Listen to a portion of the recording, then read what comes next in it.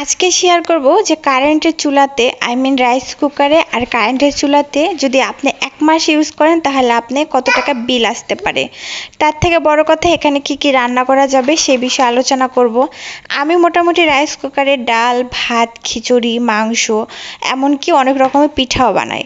তার থেকে বড় কথা যেগুলো হাতে মাখানো, যেমন ছোট মাছের চচ্চড়ি বলেন, সেগুলো রান্না করি, যেগুলো আপনার হয়। আর বাকিটুকু হচ্ছে আমি ম্যাজিক চুলাতে করি, মানে কারেন্টের চুলাতে।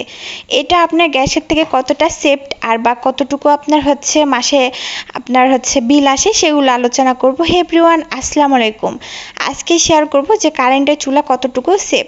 আমি বলবো যাদের বাসায় হচ্ছে বাচ্চা কাচ্চা আছে, একটা সিলিন্ডারের থেকে আমি বলবো কারেন্টের চুলা আপনার কাছে একেবারে পারফেক্ট। এটা আপনার খরচের দিক থেকেও কম আছে, তার থেকেও বড় কথা হচ্ছে আপনার এটা অনেক সেফ, এটাতে কোনো রিস্ক নেই। তবে এটা বলবো না যে হচ্ছে আপনার কোনো বিপদ হতেই পারে, বা হচ্ছে এটা যদি আপনার সৃষ্টিকর্তা আপনার নসিবে থাকে তাহলে বিপদ হতেই পারে। কিন্তু আপনার সিলিন্ডারের থেকে, আপনার গ্যাসের থেকেও আপনার হচ্ছে কারেন্টের চুলা বলেন, রাইস কুকার বলেন, অনেক বেশি সেফ। যে কোনো রান্না করতে করা খুবই সহজ হয়ে যায়। আমি সব সময় যেটা করি সেটা হচ্ছে এই যে চুলাতে, কারেন্টের চুলাতে আমি 900-তে আমি রান্না করি। মানে যখনই আমি রান্না করি 900-তে আমি যেভাবে আর কি রান্না করি, সকালে আমি রাইস কুকারে ভাত রান্না করি, আবার আমার মেয়ের ডিম সেদ্ধ থেকে শুরু করে ওর নাস্তা, সুজি, সব কিছুই আমার হচ্ছে কারেন্টের চুলাতে হয়। দুপুরে হচ্ছে তরকারি হয় আপনার, তারপরে হচ্ছে 2-3 রকমের ভাজি হয়। এক কথায় হচ্ছে আমি একটা ফ্যামিলিতে যতটুকু চাহিদা আছে মোটামুটি তার থেকে আমি কম করি না, বরং বেশিই করি। যেহেতু আমার ছোট বাচ্চা আছে, একটু পরপর আমাকে খাবার বানাতে হয় ওর মানে চাহিদা অনুযায়ী। আবার বিকালে আপনার নাস্তা থেকে শুরু করে সবই করানো হয় এই কারেন্টের চুলাতে। সেই হিসেবে আমার মাসে প্রায় 100 হলো ইউনিট উঠে। এখন আপনাদের কথা হচ্ছে আপনাদের যদি ভাড়া থাকেন সেখানে আপনি কত টাকা ইউনিট নিচ্ছে।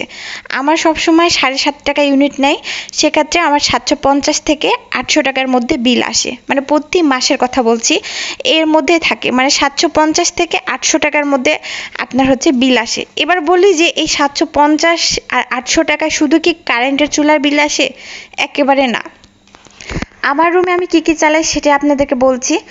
আমি হচ্ছে রাইস কুকার চালাই, দেন কারেন্টের চুলা চালাই। আমার একটা ফ্রিজ আছে, আর একটা রুমে যেহেতু আমি থাকি আমার একটা ফ্যান আছে, লাইট আছে, রান্নাঘরের লাইট আছে। দেন আমি হচ্ছে মাসে প্রায় হচ্ছে 10-12 বার তো ব্লেন্ডার করাই হয়, মানে যখন যেটা প্রয়োজন হয় সেটাই তো করা হয়। এই মিলে আমার 1 মাসে হচ্ছে 750 থেকে 800 টাকার মধ্যে বিল আসে। মোটামুটি খুব ভালো কিছু চলে, যেহেতু গরমের দিন রাত 24 ঘন্টা ফ্যান চলে, মানে বন্ধর কোনো চান্স নেই। যদি আমরা কোথাও বেড়াতে যাই বা বাজারে যাই তখন হয়তো 1 ঘন্টা বা 1.5 ঘন্টার মতন আপনার অফ থাকে। তো এই হিসাবে আমি বলবো যে আপনি যদি রান্না করেন সেক্ষেত্রে আপনার বিল আপনার হচ্ছে আসে 300 থেকে 400 টাকার মধ্যে। পুরো মাস আপনি যদি রান্না করেন তাহলে আপনার বিল আসবে 300 থেকে 400, খুব বেশি হলে 500 টাকার মধ্যে। এর বেশি হবে না, যেহেতু আমি মোটামুটি খুব রান্না করি সেই হিসেবে আপনাদেরকে বলছি।